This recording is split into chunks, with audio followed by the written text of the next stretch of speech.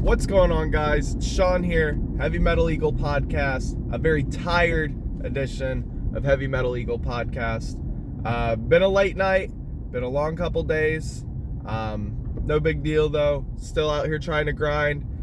Sorry about yesterday's video coming out super late. Normally I hit my downloads as soon as I get to the shop in the morning. Yesterday, as soon as I got to the shop, I was super busy, didn't really think much of it, started my download as I was leaving, and didn't have service all day, so it took all day for that video to download. So I'm really sorry about that. We're going to try and pump this one out on time, could be late as well, but either way, just know I should have a video coming to you 5 days a week, hopefully, is what I'm trying for, at least 4 days a week. I feel like 4 days out of the week pumping out a video should keep me in the algorithm, keep you guys going. And if you guys need more, if you want more, comment down below, let me know. Like, subscribe, we grow the channel, I'll do more videos, it's simple as that. Anyway, I want to get back into the Packers game for a little while. We'll do a look ahead video probably tomorrow or something. But looking back at the Packers game, you know, a couple things I didn't really cover in my last video. My last video was a little emotional and a little just how I was feeling about the win.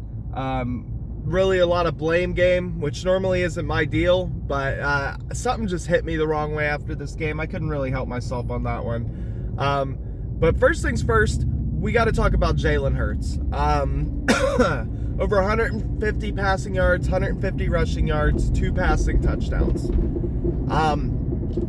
You know, I didn't really love these stat lines early in Jalen Hurts' career with the heavy rush yards, low pass yards.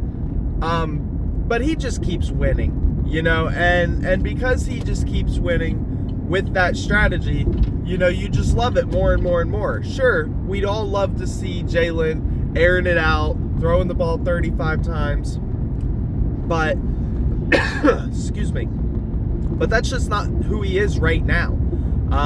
A lot like Russell Wilson, I think over a couple of years, Jalen is going to become our Russell. He gives me mad Russell Wilson vibes.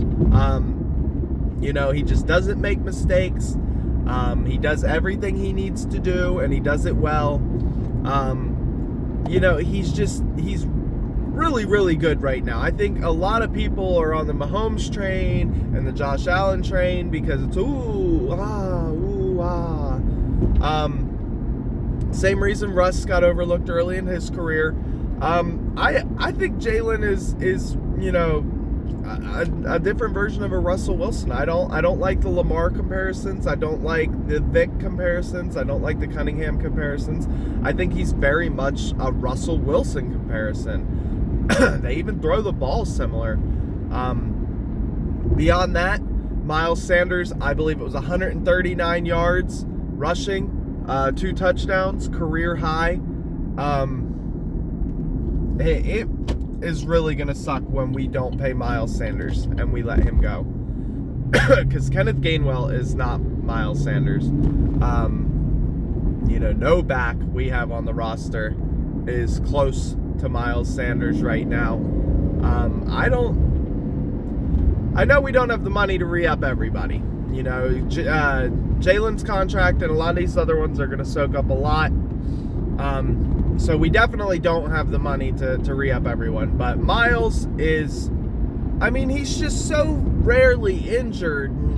He's good for a 20, 30, 40, 50-yard run every game, you know. And even when he's not busting off the huge gains, you know, he's just so fucking efficient, man. Like, you can't hate this man. You just can't. Like, if you dislike Miles Sanders or you try to devalue Miles Sanders, you have to understand that I'm not going to take you seriously at all, because I'm just going to assume that you've looked at the box score over the course of his career and never actually watched a game. You know, this is a guy who just cannot get a full running back workload to save his life.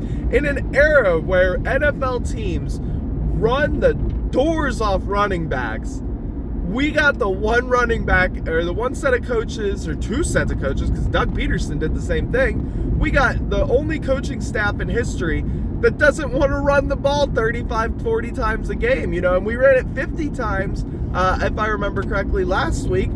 But We don't even have to run it 50 times most of the time. 30, 35, good balance between the run and the pass, that's fine, There's no problem there. But Miles should be seeing 25 of those carries a game. I would not give him anything less than 25 shots a game because there's going to be home runs in there.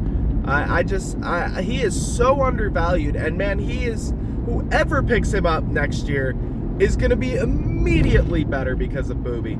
I need everybody to understand this, that, we in Philadelphia have a problem most of the time with, you're going to miss me when I'm gone. And, it happens a lot, not so much recently, but, it's happened a lot. So, look at Rasul last year. We all thought he was the second coming of Richard Sherman. And, why'd we get rid of him? Oh, this guy, that guy. Now look at him, toast.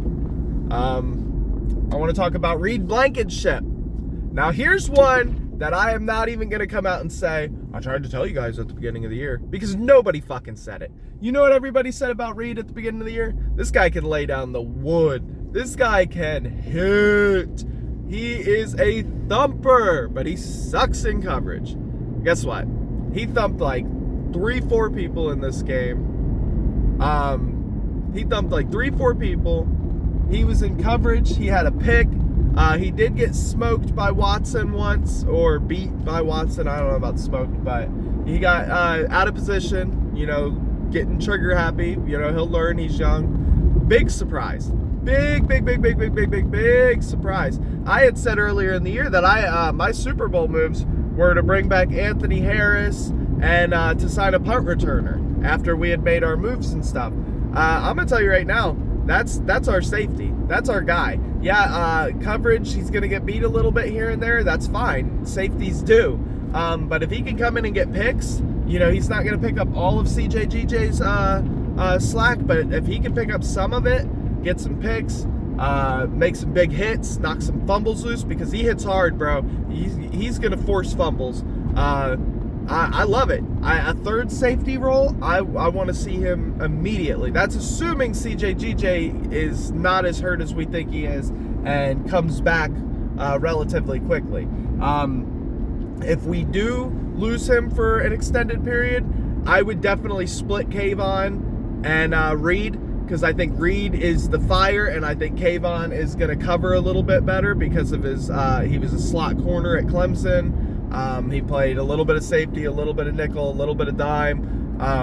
But, I think that between the two of them, we can bandage things up. Now, with that being said, our other safety, on the other hand, he's going to have to step his game up.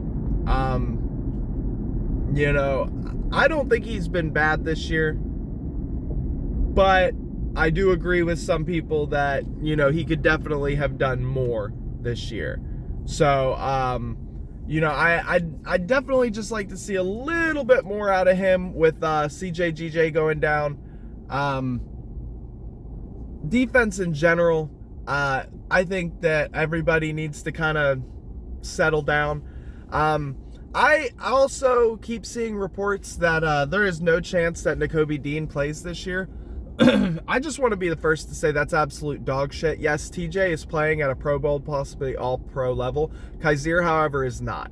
Kaiser's fast and really good in coverage, but our run defense has been boo-boo.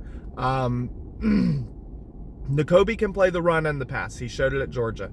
I think it is time to start withering away a few of Kaiser's snaps here and there, or maybe it's time to start doing some 3 linebacker looks. Either way, we have got to start getting him on the field. I think some of our run defense issues goes through Kaiser. I think it was a similar issue last year with the Chargers, but they had Linval Joseph playing up the middle, exactly like we do. So they tried to patch it up, so you didn't really see it as much. This is why he got a 1-year deal. This is why he got a small-time deal. Great in coverage, awesome locker room guy. He's been fantastic in a lot of ways. But you drafted Nakobe. It's time for Nakobe to get his run. All right. I really, really think that with the emergence of Reed Blankenship, it's made me want to see some guys. I'm really interested in seeing Josh Jobe. I'm very interested in seeing Nakobe Dean. I'm very interested in seeing more of Reed Blankenship. I think that why not? We are 10-1. We are 10-1. We are literally one series of positive events from having a playoff spot locked up. Okay, we need to get healthy. We need to rest guys. We need to start rotating in everybody on this roster is what I'm saying. I think all these young guys could get so much experience. And the beauty of it is, if you get beat on one play, it's not a big deal. You're 10-1, okay?